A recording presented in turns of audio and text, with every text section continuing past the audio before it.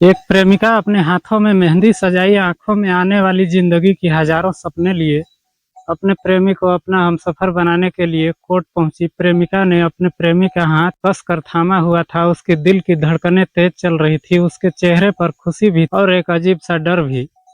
उसे खुशी इस बात की थी कि दुनिया से लड़कर वो आखिर में अपने प्यार को अपना बनाने वाली थी, और डर इसलिए कहीं कुछ अनहोनी ना हो जाए। और हुआ भी वही।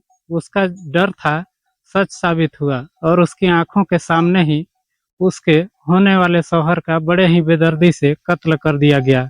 और कातिल भी कोई गैर नहीं बल्कि उसके सगे थे। प्रेमिका के मेहंदी से सजे हाथ खून में रंग चुके थे। वो खून से लथपथ हो चुके थे। उसके प्रेमी से लिपटी हुई थी। वो चीख रही थी, चिल्ला रही थी कि कोई मेरे प्यार को बचा लो, लेकिन कोई आगे नहीं आया। और फिर एक बार मोहब्बत हार गई। एक इंसान को इंसान से मोहब्बत करने की सजा मिली।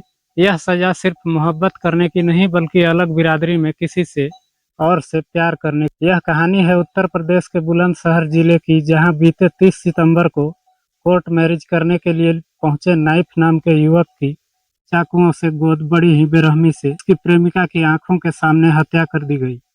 इस वारदात की अब एक एक परतें खुलती जा रही है, और इसके पीछे का जो सच सामने आ रहा है वह वाकई रोंगटे खड़े कर देने वाला है।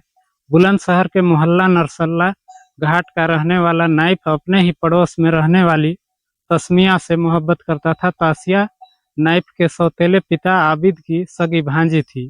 तासिया गद्दी बिरादरी से थी और नाइफ अंसारी बिरादरी से था। दोनों की बिरादरी अलग थी, लेकिन उनकी मोहब्बत परवान चढ़ चुकी थी, और साथ ही दोनों को मोहब्बत के किस्से भी आम हो चुके थे। लेकिन दोनों के ही परिवार उनकी मोहब्बत के खिलाफ थे, जबकि नाइफ और तस्मिया को एक दूसरे से अलग होना नामंजूर था। इसलिए एक दिन दोनों मौका पाकर घर से भाग जाते हैं। दोनों के घर से भागने के बाद एक बड़ी चिंगारी सुलगने लगती है।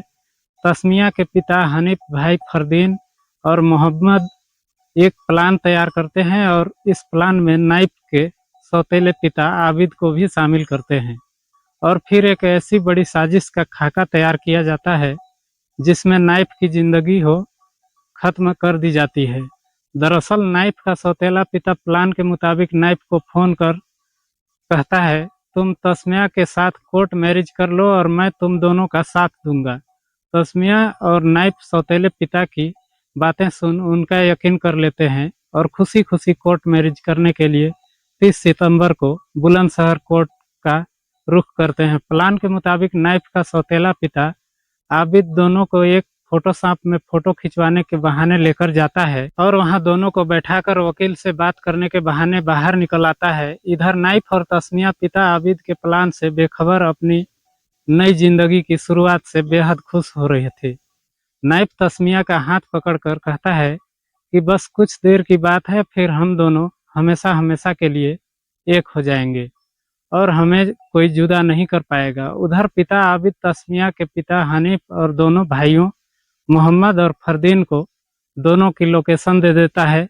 अभी फोटोशॉप में तस्मिया और नाइफ बैठे ही थे कि तभी एक बाइक पर सवार होकर हनीफ अपने दोनों बेटों के साथ फोटोशॉप पर एंट्री लेता है। हनीफ बाइक को बाहर स्टार्ट रखता है। फरदीन और मोहम्मद हाथ में चाकू लेकर दुकान में दाखिल होते हैं। इससे पहले कोई कुछ समझ पाता, दोनों भाई नाइफ को देखते ही उसके ऊपर ताबड़तोड़ बार बार हमला करना शुरू कर देते हैं। अपने भाइयों को नाइफ का कत्ल करता देख तस्मिया की चीख निकल जाती है। वह हाथ जोड़कर अपने भाइयों से नाइफ को छोड़ने की गुहार लगाती है, लेकिन वह दोनों नाइफ को मौत के घाट उतारकर मौके से भाग निकलते हैं। इस पूरी वारदात के बाद पूरे इलाके में सनसनी फैल जाती है, और पुलिस नाइफ की मां की तहरीर पर तस्मिया के पिता हनीफ भाई मोहम्मद और फरदीन के खिलाफ रिपोर्ट दर्ज करती है। पुलिस आरोपियों के तलाश में ताबड़तोड़ छापेमारी करती है, और अब पुलिस ने तस्मिया के दोनों भाइयों को एनकाउंटर करने के बाद गिरफ्तार कर लिया है।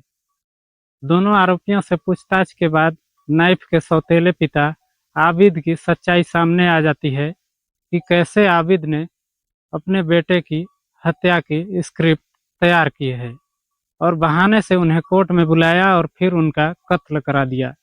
फिलहाल पुलिस ने नाइफ हत्याकांड का खुलासा करते हुए दोनों आरोपी भाइयों और आरोपी सौतेले पिता आबिद को गिरफ्तार कर लिया है और तासमिया के पिता हनीफ की तलाश में जुट गई है और साथ ही इस पूरे मामले की अभी पुलिस गहनता से जांच कर रही है और माना जा रहा है कि इस हत्याकांड में अभी और नाम उजागर हो सकते हैं।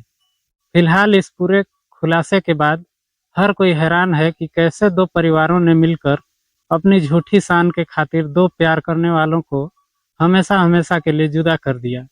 इन दोनों का जुर्म सिर्फ इतना था कि उन्होंने मोहब्बत में जब जायज समझा, लेकिन अफसोस इन दोनों परिवारों का झूठा मान इनकी सच्ची मोहब्बत पर भारी पड़ गया। इस कहानी को सुनाने का मकसद किसी को परेशान करना या किसी का दिल दुखाना नहीं है, आपको जागरूक करना है, आपको सचेत करना है। वीडियो पसंद आई होगी तो वीडियो को लाइक कर दीजिए और चैनल पे नए हैं तो चैनल को एक सब्सक्राइब कर दीजिए। मिलते हैं फिर अगली कहानी में, तब तक के लिए जय जोहार।